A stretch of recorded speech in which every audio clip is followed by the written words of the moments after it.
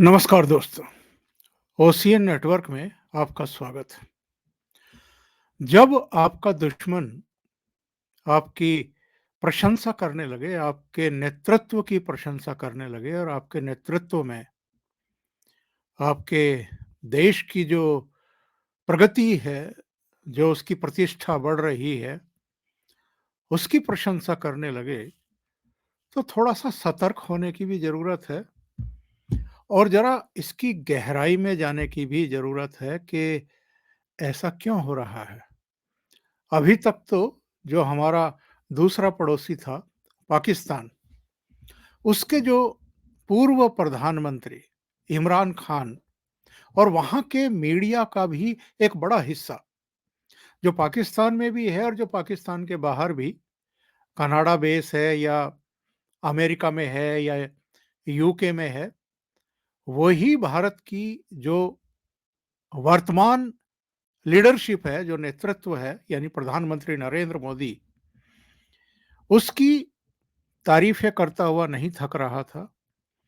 भारत की अर्थनीति, भारत की विदेश नीति, भारत की रक्षा नीति और सामाजिक तौर पर भी जो अचीवमेंट हुए हैं, यानी 13 करोड़ से अधिक लोगों को कुछ ही वर्षों में गरीबी की रेखा से निकाल करके उनका जीवन बेहतर किया गया है, उसकी भी प्रशंसा करता रहा है। यानी पाकिस्तान का मीडिया भी और पाकिस्तान के पूर्व प्रधानमंत्री इमरान खान भी। ये अलग बात है कि जब वो प्रधानमंत्री थे तब उनके सुर कुछ और हुआ करते थे, प्रधानमंत्री मोदी के बारे में, क्योंकि उनके कार्यकाल के समय ही जम्मू कश्मीर से उसका स्पेशल स्टेटस खत्म किया गया था और 370 और 35 ए को हटा दिया गया था। लेकिन बाद में जब वो सत्ता से हटे, तो उनको भारत की और प्रधानमंत्री नरेंद्र मोदी की बहुत सारी अच्छाइयाँ बिना चश्मे के भी साफ-साफ दिखाई देने लगी। पश्चिमी देशों को तो बहुत समय से ये सब दिखाई दे रहा है जो भारत में बदलाव हो रहे हैं। जिस तरीके से अमेरिका से लेकर के यूरोपियन कंट्रीज़ और दुनिया के कई देश भारत की सुन रहे हैं, वैश्विक मंचों पर भी। और जिस तरह भारत ने नई दिल्ली में जी-20 समिट किया और पूरे साल तक जी-20 के कार्यक्रम चलते रहे देश के अलग-अलग हिस्सों में, उसको लेकर के भी दुनिया ने भूरी-भूरी प्रशंसा की है। रूस के राष्ट्रपति, अमेरिका के राष्ट्रपति, ये सब यूक्रेन रूस के युद्ध के समय भी जो संतुलन भारत ने बनाए रखा और जब भी कुछ असहज स्थितियां पैदा हुई, तो पुतिन के साथ, रूस के साथ भारत खड़ा दिखाई दिया। अमेरिका के दबाव के बावजूद वो झुका नहीं और जो उसके रिश्ते हैं 50-60 साल पुराने रूस के साथ, उसको उसने तरजीह दी, ना कि नए दोस्त अमेरिका के किसी प्रेशर में आए।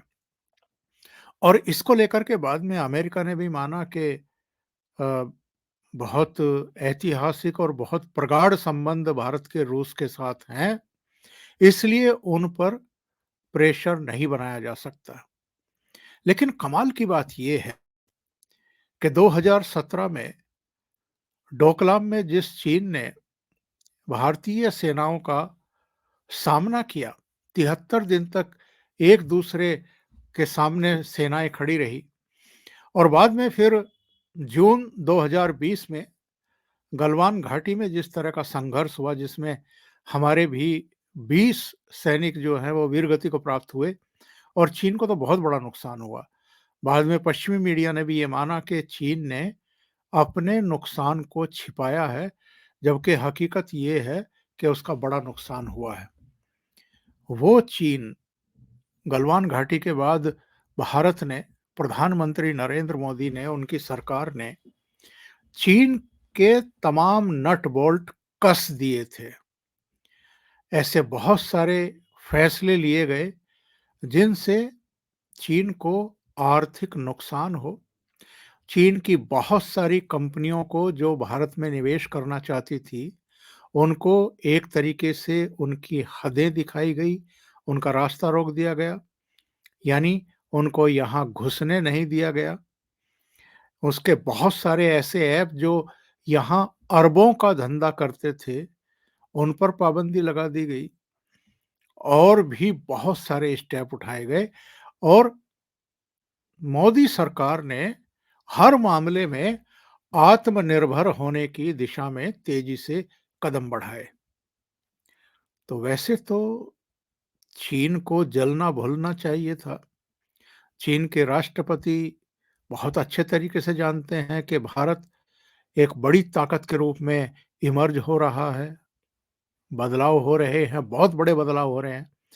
वो 5th लार्जेस्ट इकोनॉमी बना है प्रधानमंत्री नरेंद्र मोदी के ही नेतृत्व में और पूर्वी लद्दाख में एलएसी के पास उधर भी सेनाएं खड़ी हैं।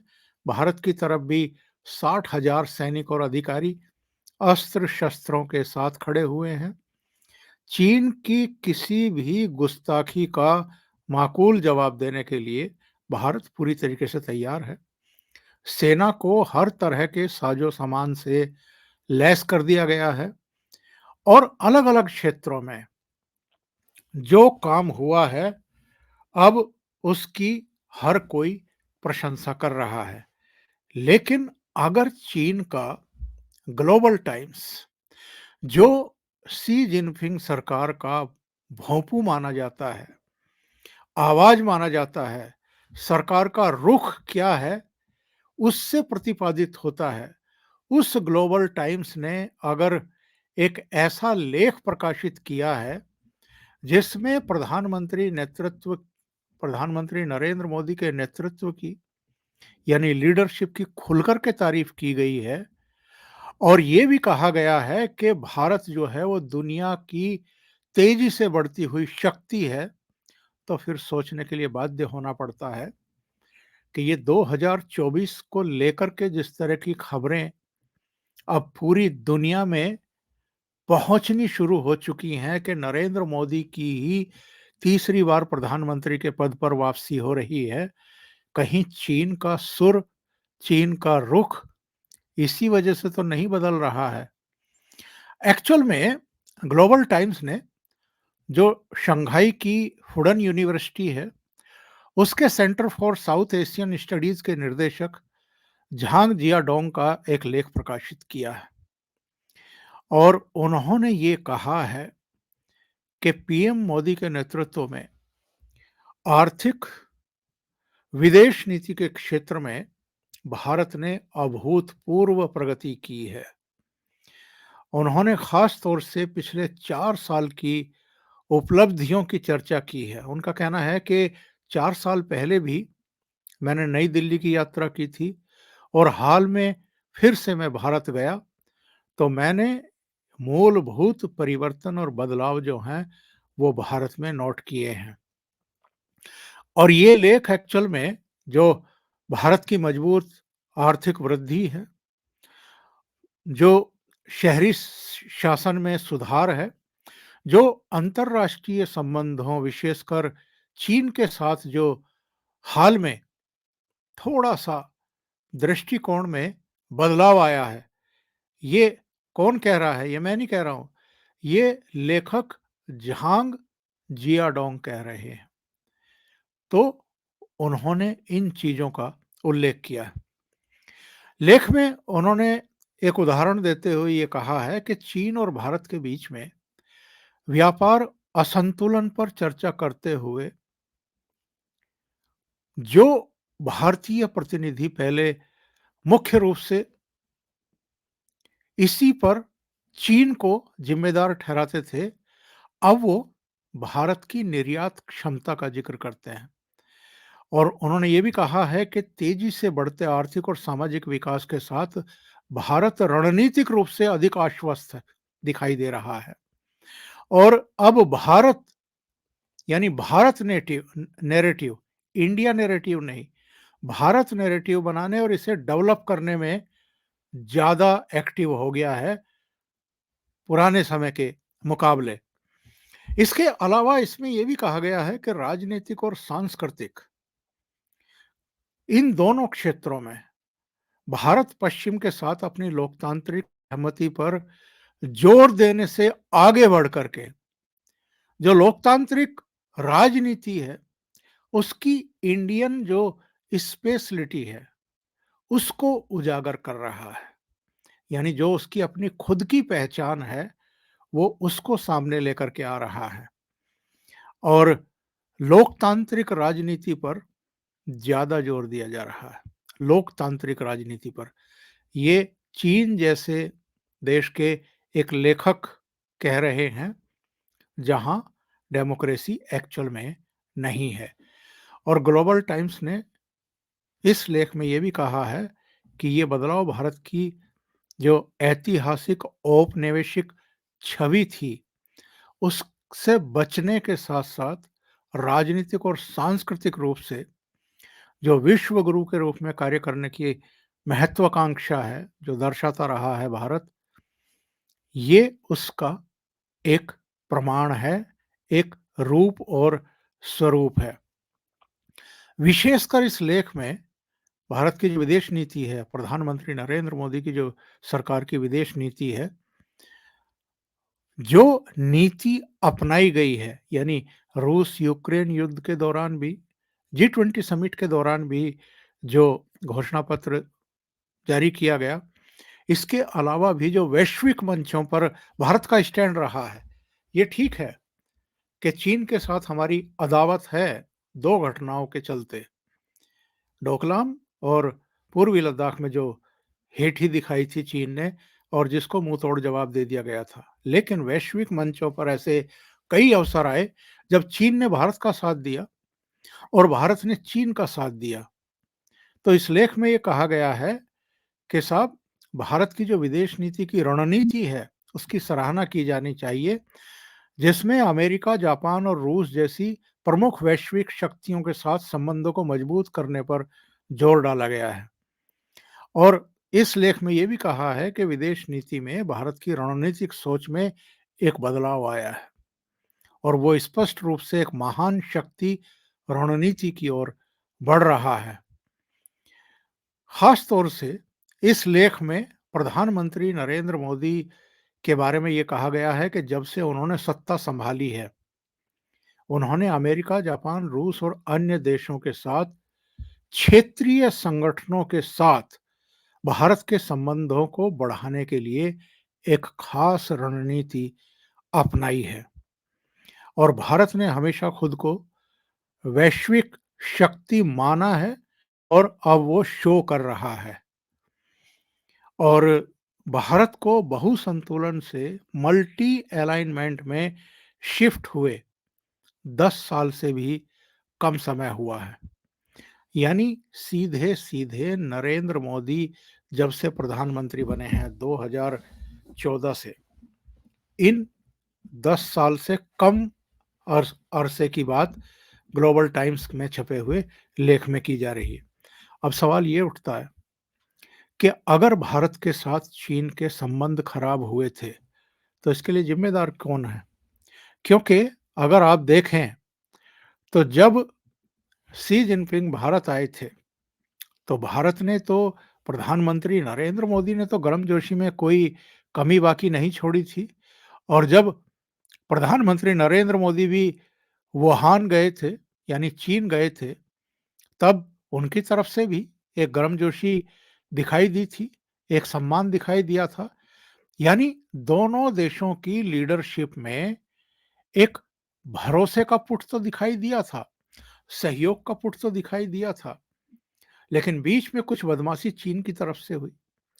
उसने सोचा कि जैसे वो दादागिरी 2014 के पहले मनमोहन सिंह के समय दिखाता रहा था और कहीं तक भी घूमता हुआ घुस जाता था, नरेंद्र मोदी के समय भी वो इस तरह की गुस्ताखी कर सकता है। लेकिन नरेंद्र मोदी ने ये होने नहीं दिया, उनकी सरकार ने ये होने नहीं दिया और चीन को उसकी औकात बता दी, अगर सही शब्दों का इस्तेमाल किया जाए। और भारत का और प्रधानमंत्री के नेतृत्व का अब विश्व ऐसे ही कायल नहीं है, ऐसे ही मुरीद नहीं हुए हैं बहुत सारे देश, बल्कि उनकी सूझबूझ उनकी जो दृढ़ता दिखाई देती है और जो अड़ने की, कि अगर आपने हमारी भूमि की तरफ ज़रा-सा भी बदनीयती से देखा, तो फिर आपको वो रास्ता दिखाया जाएगा जो किसी ने नहीं दिखाया होगा। अभी हाल में एस जयशंकर जो विदेश मंत्री हैं, वो मॉस्को की यात्रा पर थे और पुतिन ने जो स्टेटमेंट दिया है प्रधानमंत्री नरेंद्र मोदी के बारे में, मॉस्को में उनकी वन टू वन मुलाकात हुई, प्रतिनिधिमंडल के साथ वो गए थे और ये दोनों देशों के बीच में एक सालाना बैठक होती आई है, जिसमें पुतिन और प्रधानमंत्री नरेंद्र मोदी दोनों शामिल होते रहे हैं। एक बार प्रधानमंत्री हमारे रूस जाते रहे हैं, एक बार रूस के राष्ट्रपति भारत आते रहे हैं। हर साल ये एक बैठक होती है, इस बार भी हुई और पुतिन साहब ने जो कहा, उस पर गौर करने की ज़रूरत है और उन्होंने ये कहा कि मैं प्रधानमंत्री नरेंद्र मोदी की मॉस्को यात्रा का इंतज़ार कर रहा हूँ। वो जब अगले साल आएँगे, तो हमें उन्हें रूस में देखकर अच्छा लगेगा और उन्होंने ये भी कहा कि दुनिया में काफ़ी उथल-पुथल चल रही है, इसके बावजूद रूस और भारत के रिश्ते मजबूत हो रहे हैं। भारत के लोग तेज़ी से विकास कर रहे हैं। बहुत सारी बातें उन्होंने कही, लेकिन मेन बात ये है कि एक तरफ रूस के राष्ट्रपति भारत के नेतृत्व के मुरीद हैं, दूसरी तरफ अमेरिका भी प्रधानमंत्री नरेंद्र मोदी के नेतृत्व की प्रशंसा कर रहा है। चीन अभी तक खिंचा-खिंचा था, लेकिन अगर ग्लोबल टाइम्स जो माउथपीस माना जाता है शी जिनपिंग सरकार का, उसमें मोदी के कसीदे पढ़े जा रहे हैं तारीफ में, इसका मतलब ये है कि चीन भी अब समझ गया है कि 2024 में प्रधानमंत्री के तौर पर तीसरी बार नरेंद्र मोदी की ही वापसी हो रही है और ऐसे में बहुत लंबे समय तक ना तो भारत की अनदेखी वो कर सकता है, ना प्रधानमंत्री नरेंद्र मोदी से जंग छेड़े रख सकता है। ऐसा लगता है कि इस लेख के जरिए भारत के साथ और प्रधानमंत्री नरेंद्र मोदी के साथ संबंधों को सामान्य बनाने की दिशा में एक कदम बढ़ाने का संकेत चीन दे रहा है। लेकिन चीन जिस तरह की गुस्ताखियां करता रहा है, चीन पर या चीन के भोपू ग्लोबल टाइम्स में छपे किसी लेख के बल पर ये यकीन करना उचित नहीं होगा कि चीन वाकई भारत के साथ और प्रधानमंत्री नरेंद्र मोदी के साथ अपने संबंधों को सुधारने को लेकर के गंभीर है। यानी सतर्कता घटी, दुर्घटना घटी। सतर्कता हटी, सावधानी हटी, दुर्घटना घटी। तो सतर्क रहने की जरूरत है। अभी के लिए इतना ही। बहुत बहुत धन्यवाद। अगर आपको ये चैनल और इसके कंटेंट पसंद आ रहे हैं, तो लाइक करें, कमेंट करें, वीडियो को शेयर भी करें। अभी तक अगर आपने ये चैनल सब्सक्राइब नहीं किया है, तो सब्सक्राइब कर लें और साथ में लगे बेल आइकॉन को दबाना ना भूलें, ताकि आगे आने वाले वीडियो और उनके नोटिफिकेशन आप तक पहुंचते रहें। बहुत बहुत धन्यवाद। नमस्कार।